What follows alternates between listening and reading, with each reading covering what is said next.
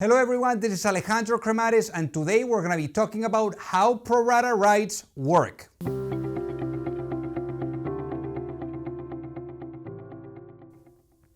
So the pro-rata rights are a very important piece of information that you're going to find on any offering document, basically when you're looking at raising a round of financing.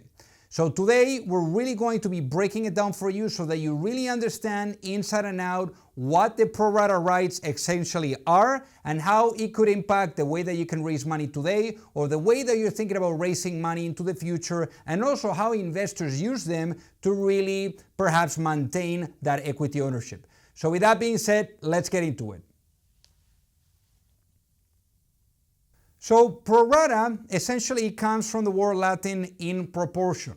Basically what this means is that the investor, whenever they make an investment and you agree to that pro-rata right with them, in a future financing round, they would be able to execute that pro-rata right, which essentially allows them to maintain their equity ownership when new investors are coming. So essentially, in every round of financing, you're going to have new investors, you're going to be issuing new shares, and that is going to dilute the position of every existing investor in the business. Hopefully the valuation of the business is much bigger, but essentially it dilutes the position and the ownership of everyone. So with that pro-rata right, essentially that investor gets the opportunity to execute the pro-rata right so that they can continue investing in the business as the business matures and goes from financing cycle to financing cycle, so that they can continue to maintain their equity ownership in the business.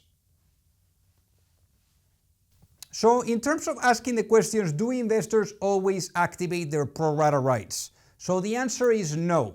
There's going to be multiple factors that are going to determine whether that investor wants to continue really reinvesting in the business or not. Some of those factors are the following: poor outlook, lack of funds, new investor parity, partial activation, low investment strategy.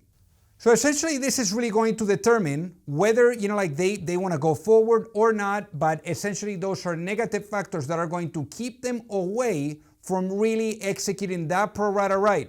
Remember, when an investor doesn't execute their pro-rata right, it could send negative signals to the market, because then other investors that are looking at putting money in your business, they're going to be like, hold on a second, this investor is an existing investor, they have the money to be able to reinvest, they're not doing so, they're not executing on their pro-rata right, so essentially there's possibly something wrong with this business.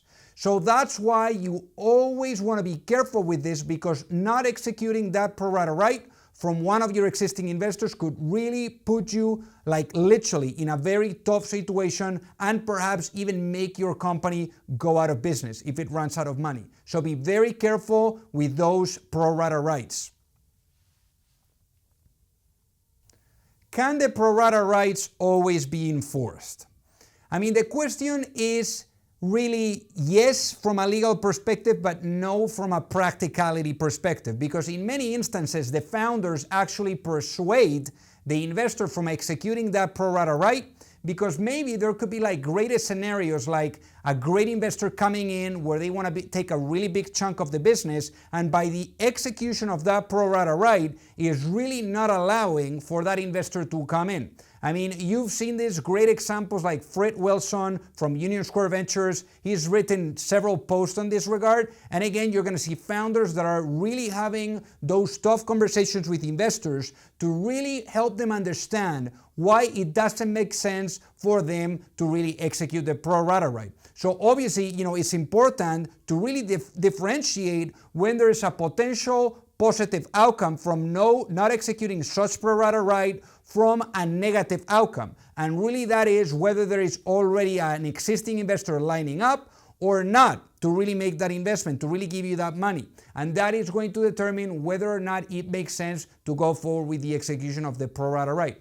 But here's the thing, Always, always, always, you want to keep investors motivated. You want to give them the chance to maintain the ownership if they want. And even though you may have to experience a further dilution, in my modest opinion, and you need to obviously confirm this with your legal counsel, with your corporate lawyer, you want to make sure that the investor in the long run is happy with the way that you're conducting business, with the way that you're honoring the relationship with you, with the business, and the fact that they invested in you early, that they took that risk before all these people that are coming in now while you are being successful.